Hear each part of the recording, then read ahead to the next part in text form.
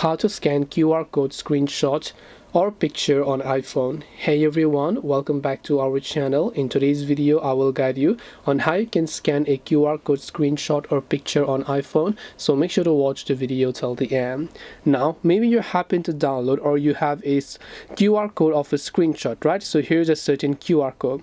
Whenever you open that QR code, you'll find a scan icon right next to that photo. So let me just tap on it. Here you can see, but in some instances you might not see this.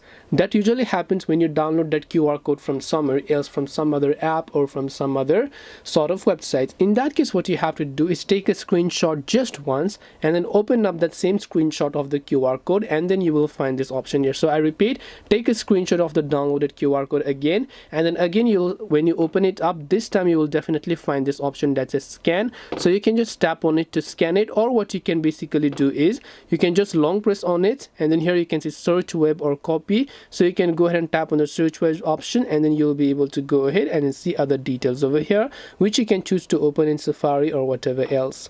This way you should be able to scan QR code screenshot or picture on iPhone. Hope this video was helpful. If you have any questions, feel free to leave them down. Thank you for watching and see you in the next video.